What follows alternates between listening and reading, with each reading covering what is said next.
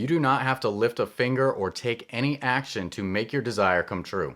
You can indeed do nothing but change your inner state of consciousness, change your awareness of being, change your concept of yourself, your thoughts, your feelings, your beliefs.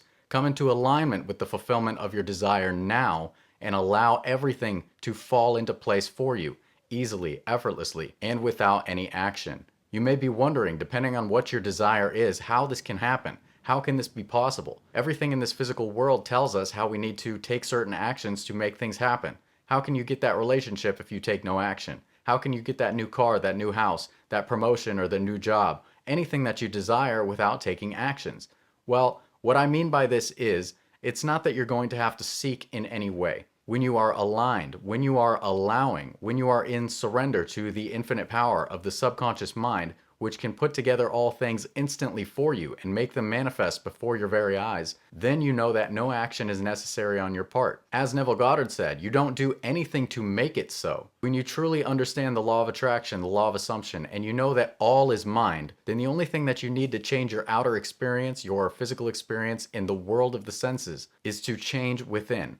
Now, I have a couple stories I want to tell you in my own personal successes, my testing of the law, that will demonstrate how this is possible. You'll understand exactly how I applied the law, what technique I used, the type of mindset that I had in the process, and how there's absolutely nothing I could have done physically to make it so. This first story is about how I helped my cousin manifest their phone working after they lost it in the bottom of a 2-mile long river in Texas. So I went with family on a trip down to Texas. It was the summertime, very hot, and one of the things they do in this particular town is they will float this river. It's a very long river. It's about 2 miles long, and you get in an inflatable and you just float down the river. I, being the person that I am, thinking very carefully ahead, I left my phone in the hotel. I didn't want to take the chance of losing it in the water. My cousin did not think the same way. They and many others put their phone in a waterproof bag, and somewhere along that 2-mile trip, she found that that phone was no longer in her possession.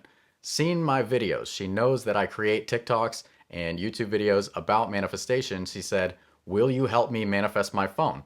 And I said, "Absolutely." I went into my room, I closed my eyes, laid down, and I simply imagined hearing her, seeing her saying, "Oh my God, it actually worked. Oh my God, I have my phone." And I saw the phone in her hand. I didn't make a big deal of it, but I imagined it vividly 2 or 3 times in a row, making it more and more vivid, really feeling the joy I would have knowing that I was able to do something wonderful for her. Then at the end, I sealed it off with the thanks and praise style affirmation technique, which I have an entire guide on, which is included as a free bonus in the $7 abundance course. Of course, I'll leave a link in the pinned comment and the description if you're interested. But it's simply just saying, "Thank you, Father," or "Thank you, God, Source, Universe, infinite power and intelligence of the subconscious mind. Thank you that this thing, in this case, the phone, is back in her hands working perfectly. Thank you that it is so. I know that you can do all things. You are so amazing. You are so powerful." And again, you're doing all this speaking to yourself. This is just how I use this technique. It's not saying this needs to resonate with everyone and this is the one technique that works. This works very well for me based on my beliefs. You can use whatever you like, but I'm just telling you so you know exactly how I did it in this story and you can copy me if you'd like. So I did that. I gave thanks. I gave praise. I felt very good about it and completely let it go. I knew I wasn't going to go and look in the river myself. I'm not that dedicated, and I know that's not my job in this process. My job is to assume it is done.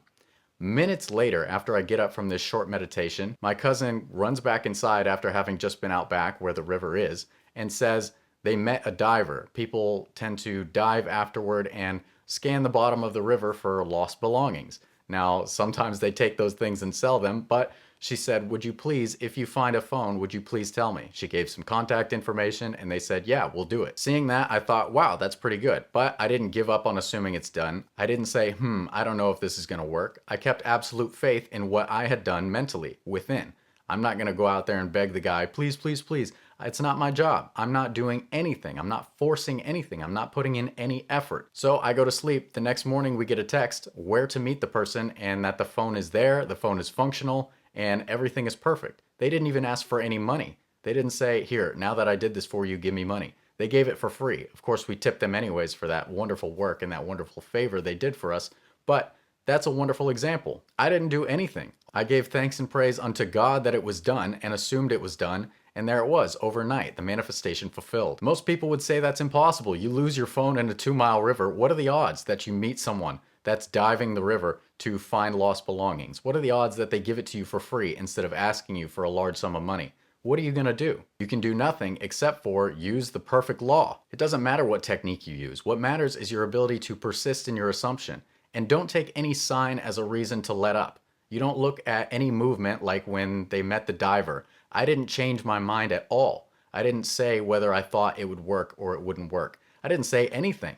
I stayed completely still in that assumption. I allowed nothing to move me, even if it seemed to be going my way, because it's not my job to fall back into the pattern of the world where I allow my mental state to be moved by what I see before me. When I have done it in consciousness, it is done. And that's what you want to be like. That's how you want to practice the law so that you don't have to lift a finger to make your manifestations come true. Now, another example, a wonderful one that I love to share this story of, it's actually written out in detail in my book, Doing God's Work, which comes as a free bonus when you get the detachment course. If you're interested, of course, I'll leave a link in the pinned comment and the description. And it's about manifesting the perfect job, not just any job, the perfect job for my sister.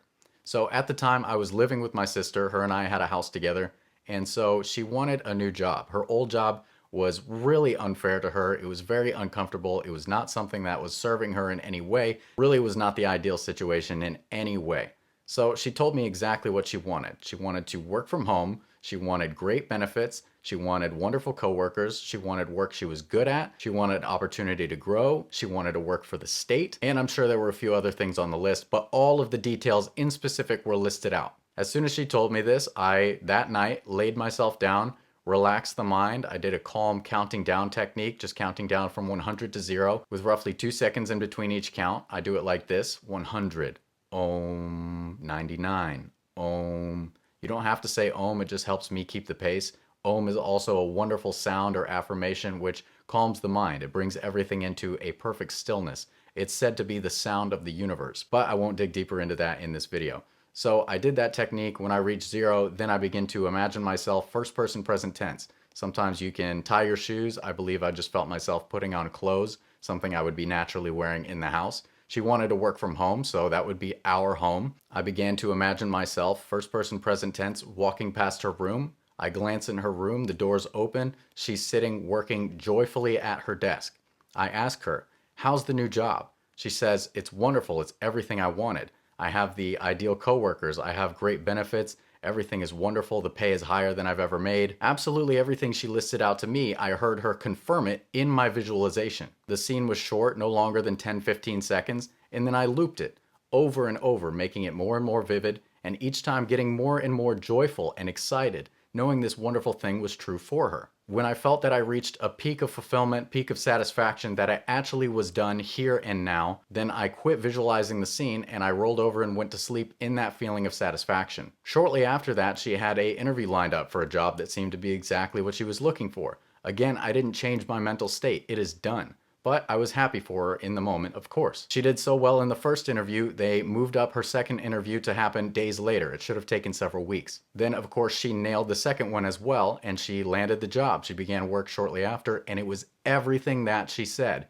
Everything that I visualized for her. Now, I didn't write her resume. I didn't put together her cover letter. I didn't go out and search for the jobs and say, maybe apply for this one. I didn't do anything except for use my own consciousness.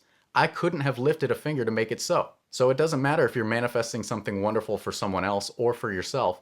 You don't have to take any action. Remember, there is no one other than yourself. You are just experiencing an outward expression of yourself all the time. You may think there are other people, but there is only one mind. Otherwise, it wouldn't be possible to manifest these wonderful blessings for other people. So how can you use what you've learned from these examples in your own life? Can you maintain the feeling, the assumption that what you want is already yours? Can you trust that by doing that, you won't have to seek anything? Can you cease all seeking and allow what you desire to come to you? It's not that absolutely no action will be taken to get you what you desire, but you'll find that if any action is necessary to fulfill your desire, it will come to you easily, effortlessly, automatically. It will be natural to you, and you won't have to seek for it. You may hear a suggestion come from several people, and you'll say, "This is weird. I wonder why they're all saying the same thing." And it will point you in the right direction. You may find that just in scrolling, you find an opportunity, something becomes clear to you, you get an idea, a realization, and then you take action on it and it gets you where you want to go. You never know how it's going to happen, but it's going to be so natural, you're going to think that it would have happened anyways. But the true reason why anything happens in this world is because there is one cause, and the one cause of your physical experience, your life, your what you call reality, is your mind, is your consciousness, or your imagination, if you will. Now, be aware, if you believe that you have to work hard to get what you want, if you believe that you have to take all kinds of actions to get what you want, or go where you want to go, then yes, that will be true for you because your world will reflect and affirm your beliefs. But if you can surrender, if you can allow, if you can trust, then what you desire can be handed to you on a silver platter. You won't have to do anything. And that's what I want for you. That's why I press so hard on detachment. When you detach, that's how easy and effortless everything can happen for you or for another. Whether you're manifesting a healing for yourself or for another, a new job, ideal job for yourself or for another. Absolutely anything, and you'll be amazed at how it happens. Haven't you noticed? Aren't there some people in your life, things just seem to flow to them and you don't understand why? You think they must be lucky? There's no such thing as luck. Everything is energy. They simply align themselves with having what they want, or at least calmness, at least relaxation, at least peace. And all of these vibrations, these states of consciousness, this energy which they abide in, all of it implies that everything flows easily. Make that your own state. Make that who you are. Allow yourself to accept things easily and effortlessly, without force, and you'll be amazed how easily things happen for you. You may not be in that state 24/7, but the more you make it a habit, the more you get into it, the more you recognize, okay, I'm going to give up this old pattern. I don't want to feel worry anymore. I don't want to fear about it. I don't want to seek and make things difficult for me. I'm God of my universe. I am the creator. Why would I have to work hard for anything? I'm going to allow it to come to me. And when you do that, when you understand your role as the child of God, source, universe, then you can surrender in that way. You can allow yourself to be served by your own mind instead of listening to every little doubt, fear, rumor, and letting it move you around like a pawn on a chessboard, as Neville Goddard said. You become the true master, not by force, not because you're the person who takes the most action, unless of course that's what you want for yourself. You do it by knowing your oneness with God, by realizing your oneness with God, by accepting and allowing your oneness with God to bring everything you desire into being now for you. Because in truth, everything you could possibly want or desire or seek out in this world is already one with you, and the only reason you don't see it is because you refuse to realize it. No longer should you be bound by time or by the world of the senses, the so-called facts of the world, what other people say, society. None of these things can hold any power over you unless you give them that power. Take your power back. Know who you are. Refuse to lift a finger. Say, I want this desire and I want it to come to me. Thank you that it's so. Thank you, God, source, universe, infinite power, and intelligence of the subconscious mind, that all things are possible to you and that it's already mine now and I don't have to lift a finger. Say that, but don't just say the words. Feel it. Understand the meaning behind it. Understand what it actually means to be the child of all there is. Understand the meaning of the words, the cattle on 1,000 hills are mine. Absolutely everything in this world is yours, but not in a selfish manner. It is here as a gift, as a blessing, as an act of grace from God, to let you have the most wonderful experience, because God cannot experience anything without you. That's it for today's video. Be sure to leave a like, comment, and subscribe. By the way, if you want to learn how to make your manifestation chase you by ceasing all desperation, check out this video right here. As always, thank you so much for watching. I love you all very much, and I will see you next time. Take care.